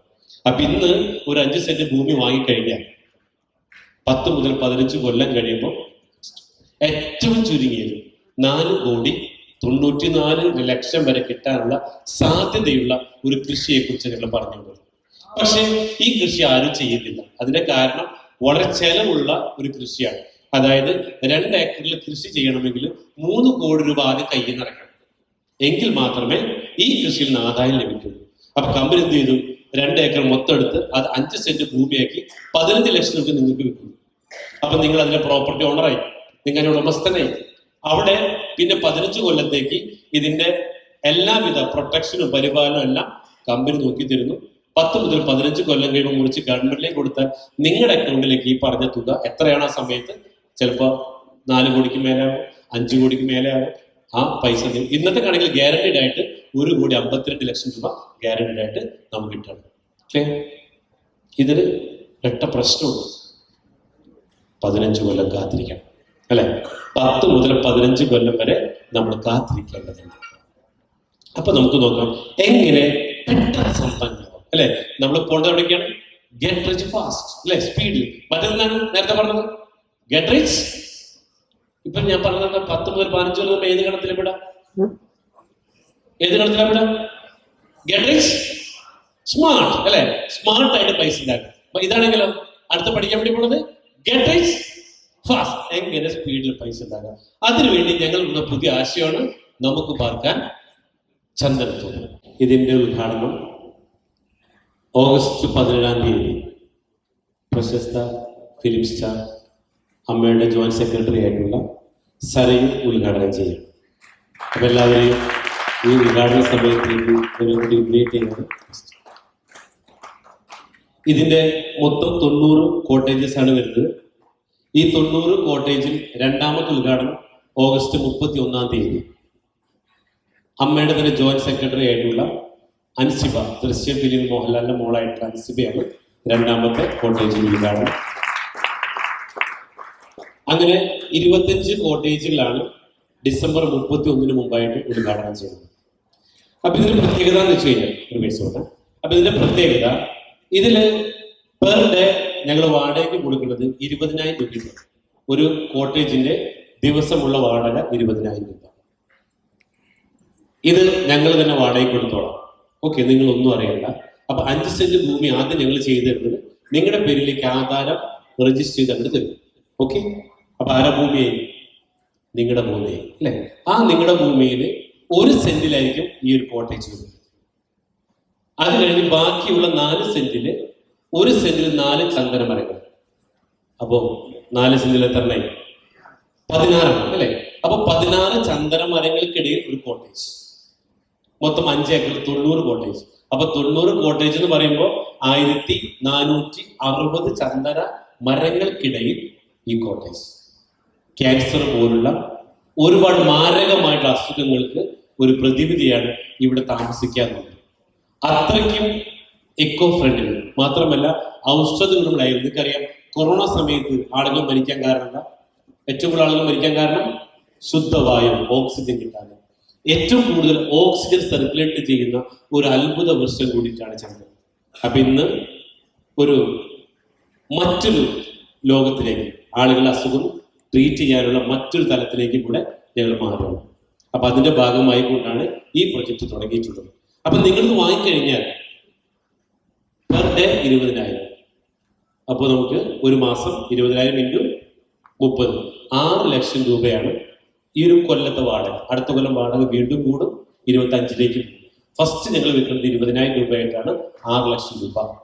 അപ്പൊ ഈ 6 ലക്ഷം രൂപ വാങ്ങിക്കഴിഞ്ഞാൽ ഒരു കൊല്ലം എത്ര കിട്ടും? 6 ലക്ഷം ഇൻറ്റു 12 എത്രയായി? 72 ലക്ഷം രൂപ. 10 കൊല്ലത്തേക്ക് എത്രയായി? 7,20,00,000 രൂപ. ഓക്കെ, അങ്ങനെ 10 കൊല്ലം കൊണ്ട് 7,20,00,000 രൂപ കിട്ടുകയും ചെയ്യും. 10 കൊല്ലം കഴിഞ്ഞ് 16 ചന്ദനങ്ങൾ കുറിച്ച് വെക്കുകയും ചെയ്യും. ഒരു മരത്തിന് ആ സമയത്ത് 25 ലക്ഷം രൂപയാണെങ്കിൽ 25 × 16 5 കോടി അധികം കിട്ടി. ടോട്ടല് നിയറസ്റ്റ് 13 കോടി രൂപയോളം നമുക്ക് സമ്പാദിക്കാനുള്ള ഒരു അവസരമാണ് ഇപ്പോൾ നിങ്ങളുടെ മുമ്പിൽ തന്നത്. ഓക്കെ, മാത്രമല്ല ഇത് 100 വർഷം വരെയാണ് ഇതിനുള്ള റിട്ടേൺ നമുക്ക് വരുന്ന പ്രതീക്ഷിക്കാൻ പറ്റും. അങ്ങനെയെങ്കിൽ നമ്മുടെ തലമുറയ്ക്ക് കൊടുക്കാൻ പറ്റുന്ന രീതിയിൽ ഇതിനെ മാറ്റാൻ പറ്റും. ഓക്കെ, അപ്പൊ ഇവിടെ മനസ്സിലാക്കേണ്ട കാര്യം, എല്ലാവർക്കും ഇതിന്റെ പ്രൈസ് വരുന്ന 65 ലക്ഷം രൂപയാണ്. പക്ഷെ 65 ലക്ഷം രൂപ ഇത് വാങ്ങിയാൽ എത്ര കിട്ടും? 10 കൊല്ലം കൊണ്ട് നമുക്ക് കിട്ടുന്നൊരു തുക നിയറസ്റ്റ് 13 കോടി രൂപയാണ്. പക്ഷെ വീണ്ടും ആ പ്രോപ്പർട്ടി അവിടെ ഉണ്ട്. പക്ഷെ എല്ലാവർക്കും ഇത് 65 ലക്ഷം രൂപ കൊടുത്ത് വാങ്ങാൻ പറ്റില്ല. അപ്പൊ ഞങ്ങളോട് ചെയ്യുന്നത് ഒരു റിയൽ എസ്റ്റേറ്റ് സിൻഡിക്കേറ്റ്, ഒരു വലിയൊരു ടീമിനെ ബിൽഡ് ചെയ്ത് ഒരു സിൻഡിക്കേറ്റ് ഉണ്ടാക്കിക്കൊണ്ട് ഓരോ ലക്ഷം രൂപയുടെ 65 പേർക്കും ഇതിൽ പാർട്ട്ണറായിട്ട് മാറും. ക്ലിയർ? അപ്പൊ 65 ലക്ഷം രൂപയ്ക്ക് 65 പാർട്ട്നേഴ്സിന്റെ പേരിലും ആധാരം രജിസ്റ്റർ ചെയ്ത് നിങ്ങളുടേതാക്കി തരും 65 പേരുടെ പേരിൽ. അപ്പൊ എന്തായി? ഇതിന്റെ അവകാശം 65 പേർക്കായി. കിട്ടുന്ന വാടക എത്രയാണ്?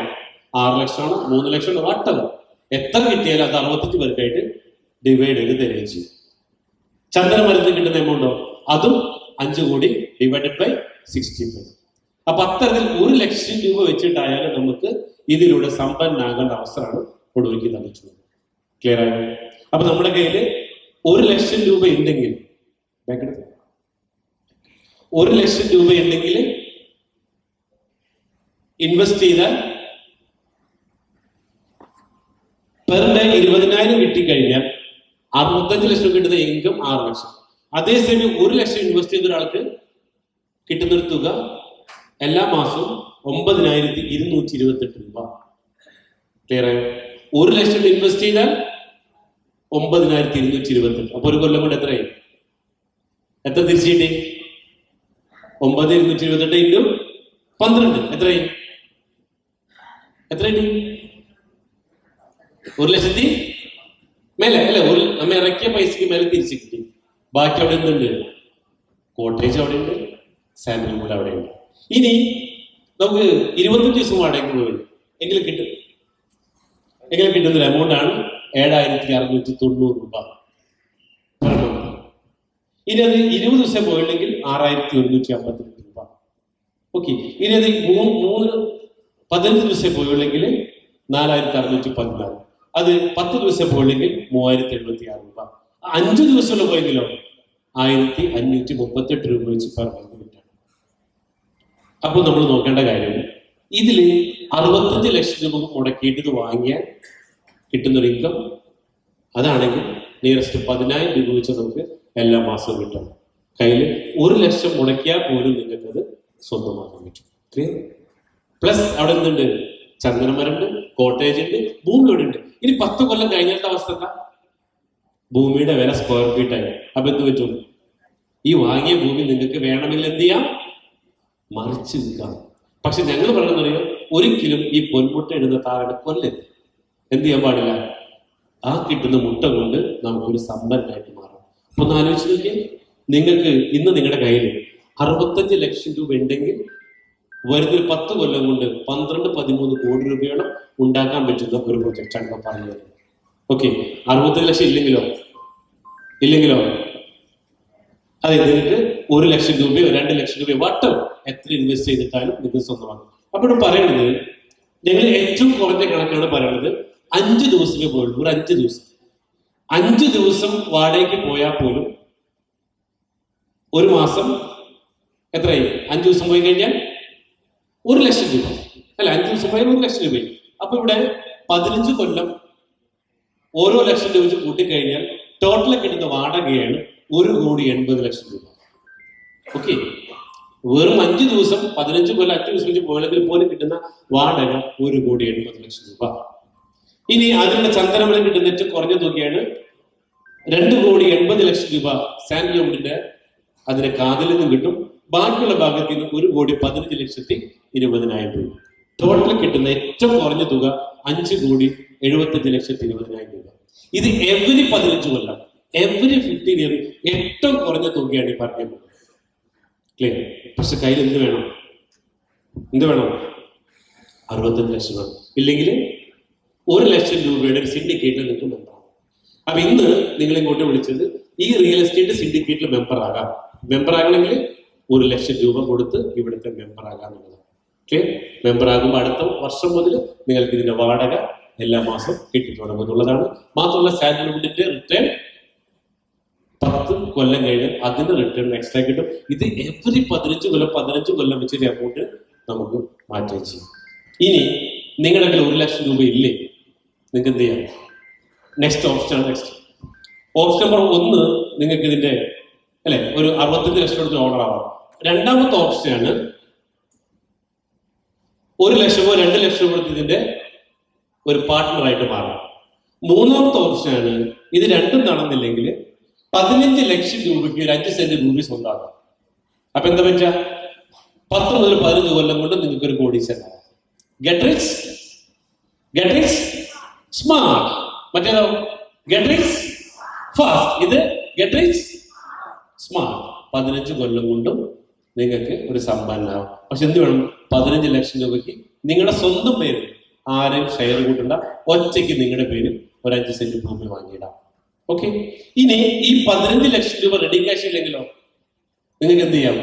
പലിശ ഇല്ലാതെ എല്ലാ മാസവും നിങ്ങൾ കിട്ടുന്ന എമൗണ്ടിൽ നിന്ന് 15,000 രൂപ EMI ആയിട്ട് അടക്കാം. 15,000 ഇന്ന് 100 മാസം എന്ന് പറയുമ്പോൾ 15 ലക്ഷം രൂപ പലിശ വേണ്ട. അങ്ങനെ വേണമെങ്കിലും ഇത് സ്വന്തമാക്കാം. ക്ലിയർ ആണല്ലോ? ഓപ്ഷൻ 1 65 ലക്ഷം രൂപ, ഓപ്ഷൻ 2 1 ലക്ഷം രൂപ, ഓപ്ഷൻ 3 15 ലക്ഷം രൂപ, ഓപ്ഷൻ 4 മന്ത്ലി 15,000 രൂപ. ഇനി ഇവിടെ ഇരിക്കുന്നവർക്ക് 15,000 മാസം അടക്കാനില്ല. അപ്പൊ എന്ത് ചെയ്യാം? 15,000 മാസം അടക്കാൻ എന്റെ കയ്യിലില്ലാത്ത ആരെങ്കിലും ഉണ്ടോ? ഇവിടെ ആരെങ്കിലും ഉണ്ടോ? 15,000 മാസം അടക്കാനില്ല, പക്ഷെ എനിക്ക് ഇഷ്ടമായി, ഒരു താറാവിന് എനിക്ക് വേണം എന്നാഗ്രഹമുള്ള ആരെങ്കിലും ഉണ്ടോ? ഉണ്ട്. യെസ്, നിങ്ങൾ ഉച്ചയ്ക്ക് ഭക്ഷണം കഴിച്ചു കൊണ്ട് അതും പറഞ്ഞു എങ്ങനെ റിയൽ എസ്റ്റേറ്റ് ഓൺട്രപ്രണർ ആകാം. ഓക്കെ, അപ്പൊ അതില് നിങ്ങൾക്ക് എങ്ങനെ ഒരു റിയൽ എസ്റ്റേറ്റ് ഒരു ബിസിനസ് ചെയ്തുകൊണ്ട് എങ്ങനെ പൈസ ഉണ്ടാക്കാം. അതിന്റെ ഗുണം 2 മുതൽ 5 കൊല്ലം കൊണ്ട് സമ്പന്നമാണ്. അത് കച്ചവടമാണ്, പണിയെടുക്കണം. ഇതാവുമ്പോ പണി ആരെടുക്കും? കയ്യിൽ പൈസ പണി ആരെടുക്കും? നിങ്ങളുടെ പണം പോയെടുക്കും, ഞങ്ങൾ എടുക്കും. പണം കയ്യിലില്ലെങ്കിലോ ഉച്ചയ്ക്ക് ശേഷം വിടുന്ന അതെങ്ങനെയാണെന്ന് പറഞ്ഞു തരാം. ക്ലിയർ? ഇനി ചോദ്യം, നിങ്ങൾക്ക് ഇതിലേതാണ് ഇഷ്ടം? ഇതിലേത് വേണം നിങ്ങൾക്ക്? 65 ലക്ഷം രൂപ മുടക്കിയിട്ട് ഒരു കോട്ടേജ് സ്വന്തമാക്കാൻ നിങ്ങൾ ആഗ്രഹിക്കുന്നുണ്ടോ? ചോദ്യം 1. ചോദ്യം 2, 65 ലക്ഷം അല്ലെങ്കിൽ 5 ലക്ഷം 1 ലക്ഷം എത്ര ആയിക്കോട്ടെ, അങ്ങനെ ഇതിന്റെ സിൻഡിക്കേറ്റ് ഭാഗമാകാൻ തയ്യാറാണ്. ഓപ്ഷൻ 2. ഓപ്ഷൻ 3, എനിക്ക് പാർട്ടിലാവാൻ താല്പര്യമില്ല, പക്ഷെ കയ്യിൽ 15 ലക്ഷം ഉണ്ട്, എന്ത് ചെയ്യാം? സ്വന്തമായിട്ട് ഒരു 5 സെന്റ് ഭൂമി വാങ്ങാം. ഓപ്ഷൻ 3, എന്റെ കയ്യിൽ 15 ലക്ഷം ഇല്ല, ഞാൻ 15,000 മാസം അടച്ചേക്കാം, എങ്കിൽ പാർട്ട്ണർഷിപ്പ് ഞാനില്ല. എന്ത് ചെയ്യാം? പലിശയില്ലാതെ നിങ്ങൾ സ്വന്തമാക്കാം. എന്നെങ്കിൽ 15,000 ഇല്ല, എന്ത് ചെയ്യാം? ഉച്ചയ്ക്ക് ശേഷം അത് ഭംഗിയായിട്ട് പറഞ്ഞാൽ അത് ചെയ്തിട്ടായാലും നിങ്ങൾക്ക് സമ്പന്നനാകാം. ക്ലിയർ ആയല്ലോ? ഓക്കെ. അപ്പൊ ഈ ഒരു പ്രൊജക്ട് കേൾക്കുമ്പോൾ ഒറ്റ കാര്യം ചിന്തിക്കാനുള്ളൂ. ഇത് പെട്ടെന്ന് പണം ഉണ്ടാക്കാനുള്ള വഴിയാണ് പറഞ്ഞത്. പക്ഷെ പെട്ടെന്ന് പണം ഉണ്ടാക്കുന്ന റിസ്ക് ഉണ്ടാവും. പക്ഷെ ഇവിടുത്തെ ഗുണം എന്താണെന്നറിയോ? ഇപ്പൊ നിങ്ങൾക്കറിയാം, ക്രിപ്റ്റോ കറൻസി, ഷെയർ ട്രേഡിങ്, ഇതൊക്കെ പെട്ടെന്ന് പൈസ ഉണ്ടാക്കുന്ന വിദ്യകളാണ്. പക്ഷെ അവിടെ ഒരു കുഴപ്പം എന്താണെന്നറിയോ? ക്യാപിറ്റൽ പ്രിസർവേഷൻ ഇല്ല. നമ്മൾ മുടക്കിയ പൈസ സേഫ് അല്ല. പക്ഷെ ഇവിടെ എന്തുണ്ട്? നമ്മൾ ഇറക്കിയ പൈസക്ക് ആര് പ്രൂഫ് തരും? ആര് തരും? സർക്കാർ, ഗവൺമെന്റ് തന്നെ ആധാരം കയ്യിൽ തരും. അല്ലെ? ഇപ്പൊ നമ്മൾ 15 ലക്ഷം മുടക്കി, കയ്യിൽ എന്ത് കിട്ടി? ആധാരം കൈ കിട്ടി. 60 ലക്ഷം മുടക്കി എന്തുണ്ട്? ഈ 5 സെന്റ് ഭൂമിയുടെ ഈ കോട്ടേജിന് ആധാരം കൈ കിട്ടി. അല്ലെ? നമ്മുടെ കയ്യിൽ എന്തുണ്ട്? സാധനം കൈ കിട്ടി. മറ്റേതാണെങ്കിലോ അറിയില്ല. അല്ലെ? പൈസ കിട്ടിയേക്കാം, കിട്ടുന്നവരുണ്ട്, കിട്ടിയേക്കാം. പക്ഷെ ഇവിടെ എന്തുണ്ട്? ഇവിടെ 100% ക്യാപിറ്റൽ പ്രിസർവേഷൻ. ഇറക്കിയ പൈസ, ഇപ്പൊ ഞാൻ പറയുകയാണ് നിങ്ങളടുത്ത് 1 ലക്ഷം മുടക്കിയാൽ 5 കൊല്ലം കഴിഞ്ഞാൽ 10 ലക്ഷം കിട്ടുമെന്ന് പറഞ്ഞാൽ ഒരു കാരണവശാലും ചെയ്യാൻ പാടില്ല. എന്നെ വിശ്വസിക്കാൻ പാടില്ല. പക്ഷെ നിങ്ങൾക്ക് ആരും വിശ്വസിക്കാം? ഭൂമിനെ വിശ്വസിക്കാം. ഇവിടെ നിങ്ങൾ ഇൻവെസ്റ്റ് ചെയ്ത് എവിടേക്കാ? ഭൂമിയിലേക്ക്. എനിക്കല്ല, ഭൂമിയിലേക്ക്. ആരെ രേഖ തരാം? ഭൂമി രേഖ തരും, ഞാനല്ല. ഞാനില്ലെങ്കിൽ അവിടെ എന്തുണ്ട്? ഞാൻ വേണ്ട. നിങ്ങൾക്ക് അവിടെ എന്തുണ്ട്? ഈ ഇറക്കിയ ഭൂമിയുണ്ട്, അതിന്റെ പ്രൂഫ് നിങ്ങളുടെ കയ്യിലുണ്ട്. ഇതിന് നമ്മൾ ആരും മനുഷ്യന്മാർ വിശ്വസിക്കേണ്ട കാര്യമില്ല. ഇവിടെ ഒരുപാട് ബിസിനസ്സുകൾ പൊട്ടിപ്പോകുന്നുണ്ട്. കാരണം എന്താ? ആ പർട്ടിക്കുലർ വ്യക്തി ഉണ്ടെങ്കിൽ മാത്രം നടക്കുള്ളൂ. ഇവിടുത്തെ പ്രശ്നം എന്താ? ഇവിടെ നിങ്ങൾക്ക് നടത്തിക്കൊണ്ടൊരു വലിയൊരു യൂണിറ്റ്, കമ്മ്യൂണിറ്റി ആയിട്ടാണ് ഇത് നിങ്ങൾ ചെയ്ത് മുന്നോട്ടേക്ക് പോകുന്നത്. ക്ലിയർ? അപ്പൊ നമുക്ക് ഒരൊറ്റ ജീവിതം. ഈ ജീവിതം നമുക്ക് 4 തരത്തിൽ കളിച്ചു തീർക്കാന്ന് പറഞ്ഞു. 4 തരത്തിൽ. ഒന്ന്, pretend to play, means refuse to play. അതായത് എനിക്ക് ഇപ്പൊ ജീവിക്കണ പോലെ ജീവിച്ചാൽ മതി, ഞാൻ പുതുതായിട്ട് ഒന്നും ചെയ്യാൻ പോകില്ല, ഒന്നുകൊണ്ട് ചെയ്യില്ല, എനിക്ക് ഇങ്ങനെ തന്നെ ജീവിച്ചു പോയാൽ മതി. ഇതിനെ വിളിക്കുന്ന പേരാണ് റെഫ്യൂസ് ടു പ്ലേ. എങ്ങനെ? ഇന്നൊരു പുതിയ ആശയം കേട്ടു, കൊള്ളാം. ക്യാപിറ്റൽ ഇറക്കിയ പൈസ ഇപ്പോൾ അല്ലെ 1 ലക്ഷം ഇറക്കിയ 10 ലക്ഷം കിട്ടും എന്ന് പറഞ്ഞു. പക്ഷെ നിങ്ങൾ നോക്കേണ്ടതെന്ന് അറിയാം, 10 ലക്ഷത്തിലേക്കല്ല, നമ്മൾ ഇറക്കിയ 1 ലക്ഷം സേഫ് ആണ്. Yes or no? 1 ലക്ഷത്തിന് എന്ത് കിട്ടി? നമ്മുടെ കയ്യില് പ്രൂഫ് കിട്ടി. അല്ലെ? എപ്പോഴും നോക്കണ്ട, 1 വെച്ചാൽ 10 കിട്ടുന്നവരും 10ലേക്ക് നമ്മൾ നോക്കരുത്. 1 സേഫ് ആണോ? ഇവിടുത്തെ ഗുണം എന്താ? 1 സേഫ് ആണ്. അല്ലെ? പക്ഷെ അതൊക്കെ കേട്ടാലും ശരി, എനിക്ക് ഇങ്ങനെ തന്നെ ജീവിച്ചാൽ മതി, ഞാൻ പുതുതായിട്ട് ഒന്നും ചെയ്യാൻ ആഗ്രഹിക്കുന്നില്ല, എനിക്ക് ഇപ്പൊ ജീവിക്കണ പോലെ തന്നെ, അല്ലെ റബീസ് ഭായി, നിയാസ് ഭായി, ആ 24,000 ശമ്പളം കിട്ടി ജീവിച്ചാൽ മതി ആണോ? അങ്ങനെ ജീവൻ കളിച്ചു തീർക്കാൻ നിങ്ങൾ ആഗ്രഹിക്കുന്നുണ്ടോ? നിങ്ങൾക്ക് അതുമായി മുന്നോട്ട് പോവാം. Option 2, pretend to play. ഞാൻ ഭയങ്കര സംഭവമാണ്, എനിക്ക് ഇപ്പൊ ചെയ്യേണ്ട കാര്യമൊന്നുമില്ല, അല്ലെ? അഭിനയിച്ചുകൊണ്ട് ജീവിക്കുക. കയ്യിൽ പണമുണ്ടെന്ന് കരുതിയിട്ട് അഭിനയിച്ചുകൊണ്ട് ജീവിക്കുക. രാവിലെ പോലെ എന്നും തിരക്കാം, പക്ഷെ നയാ പൈസ കയ്യിലെടുക്കാനുണ്ടാവില്ല. നിങ്ങൾ കണ്ടുണ്ടാവും, രാവിലെ തന്നെ വെള്ളം വേണ്ടിയിട്ട് ഇറങ്ങുന്ന കുറെ ആൾക്കാരുണ്ട്. ഞാൻ വെള്ളം വേണ്ട ആൾക്കാരെ ഉദ്ദേശിച്ച് പറഞ്ഞതല്ല കേട്ടോ. പൊതുപ്രവർത്തകര്, പിന്നെ റിയൽ എസ്റ്റേറ്റ് ബ്രോക്കേഴ്സ്, ഭയങ്കര തിരക്ക, ഭയങ്കര ചാട. പക്ഷെ എന്തില്ല, നയ പൈസ. ആരെങ്കിലും ഒന്നിന് 14,000-5,000 ഹോസ്പിറ്റൽ ചെലവ് ചോദിച്ചാൽ കയ്യിലുണ്ടാവില്ല. അങ്ങനെ അഭിനയിച്ചുകൊണ്ട് ജീവിക്കണോ? ഞാൻ ഭയങ്കര സംഭവമാണെന്ന് പറഞ്ഞു അഭിനയിച്ചുകൊണ്ട് ജീവിക്കണം. Option 3, play not to fail. ജീവിതം തോൽക്കാതിരിക്കാൻ വേണ്ടി കളിക്കണം. എങ്ങനെ? ജയിക്കുകയില്ല, തോൽക്കുകയില്ല. ജീവിതത്തിൽ വലിയ ആഗ്രഹങ്ങളുണ്ട്, അതില്ല. എന്നാലോ തട്ടിമുട്ടി അങ്ങനെ ഒന്നുമല്ല. ഗവൺമെന്റ് എംപ്ലോയീസ് ആണ് ഇതിൽ ഏറ്റവും കൂടുതൽ വരുന്നത്.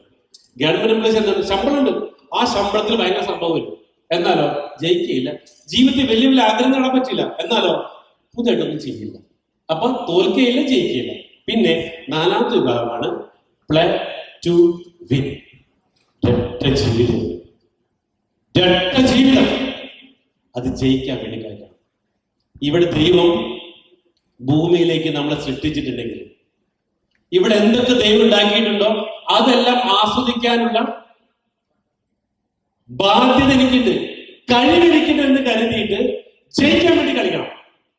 ജയിക്കാൻ വേണ്ടി കളിക്കുമ്പോ അവിടെ ചെയ്യാൻ, അല്ലെ, നമ്മൾ ഇതുവരെ ചെയ്യാത്ത ചെയ്യേണ്ടി വരും.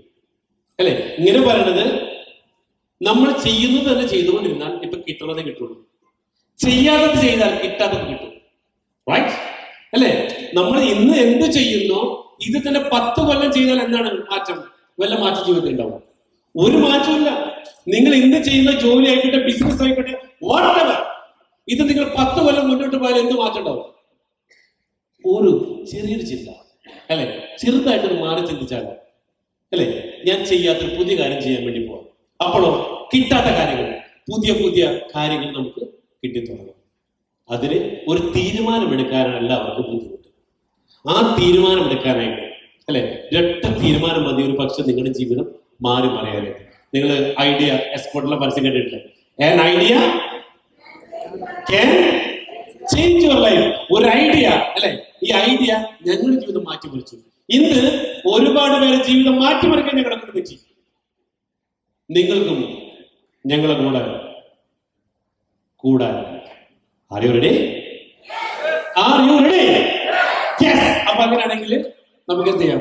ഇന്നൊരു തീരുമാനം എടുത്ത് കുറെ പൈസ ഉണ്ടാക്കണം. കുറെ പൈസ ഉണ്ടാക്കിയിട്ട് എന്ത് ചെയ്യണം? അടിച്ചു പൊളിക്കാൻ വേണം.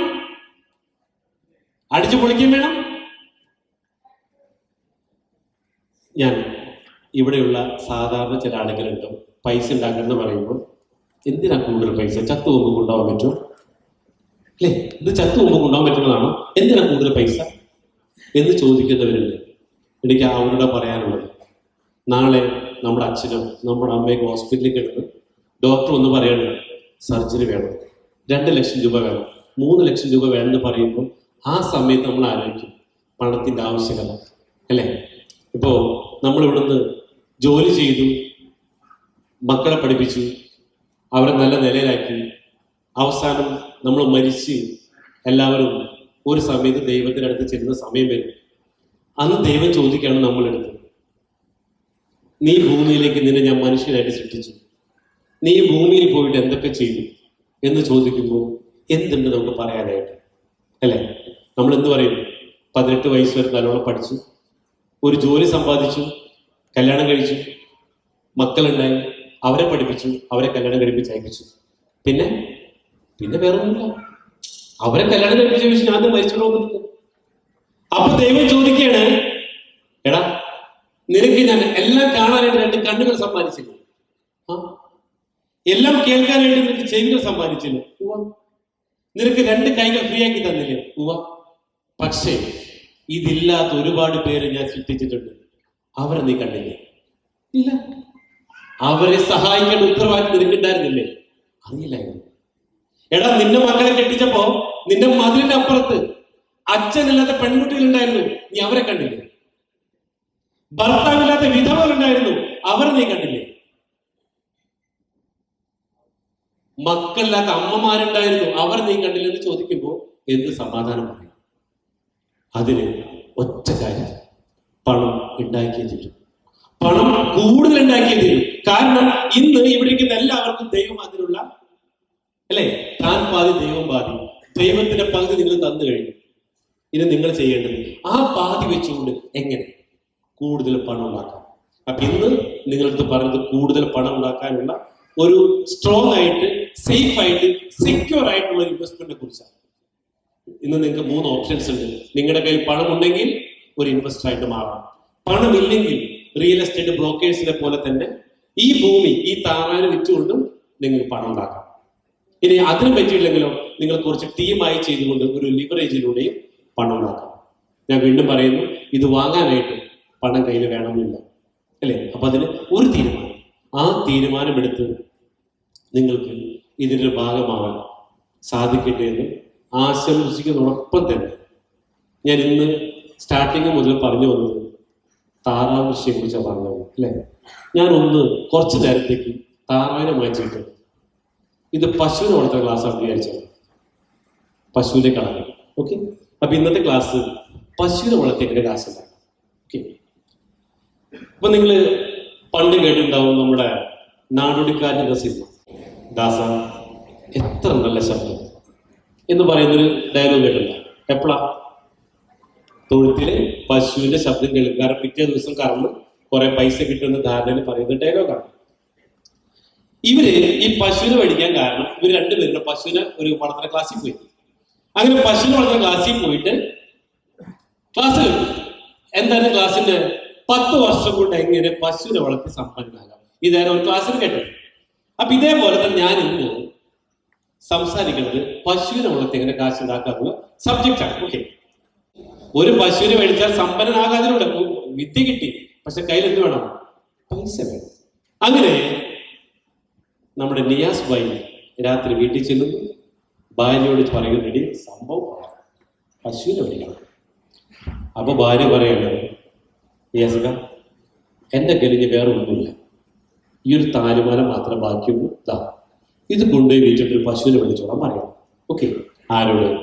നമ്മുടെ കഥയിൽ ദാസനുണ്ട്, ദാറ്റ് മീൻസ് മോഹൻലാൽ. ഓക്കെ, അങ്ങനെ 10 കൊല്ലം കഴിയാണ്ടോ 10 വർഷം കഴിഞ്ഞു.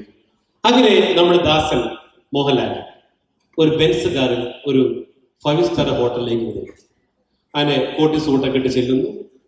റെസ്റ്റോറൻറ്റ് കയറി നിന്ന് വെയിറ്റർ വരുന്നു. അങ്ങനെ വെയിറ്റർ വന്ന് ചോദിക്കാണ്, മിസ്റ്റർ എന്താണ് താങ്കൾക്ക് വേണ്ടത്? അപ്പൊ ദാസൻ വെയിറ്റർ മുഖത്തെ നോക്കിയപ്പോ വിജയന്റെ കട്ടുള്ള ഫേസ്. അപ്പൊ ചോദിക്കും, എടാ നീ വിജയനല്ലേ? അതെ. എടാ ദാസ നീയാണോ അത്? ഇതെന്താടാ കോട്ടൊക്കെ വാടകയാണ്? അല്ലടാ ഇതെന്റെ സ്വത്താണ്. ആ വന്ന കാറിന്റെ ഡ്രൈവറാണോ നീ? അല്ല, അതെന്റെ സ്വത്താണ്. എടാ എങ്ങനെയാണത്? എടാ പണ്ട് നമ്മൾ പശുവിനെ വളർത്താൻ വേണ്ടി ക്ലാസ്സിൽ കയറ്റില്ല. പോയിരുന്നു. എന്നിട്ട് അന്ന് ഞാൻ ഭാര്യയുടെ തന്ന് ഈ കാര്യങ്ങളൊക്കെ പറഞ്ഞു. ഭാര്യ എനിക്ക് അവളെ മാല ഊരി തന്നു. അത് വിറ്റ് ഞാനൊരു പശുവിനെ വാങ്ങി.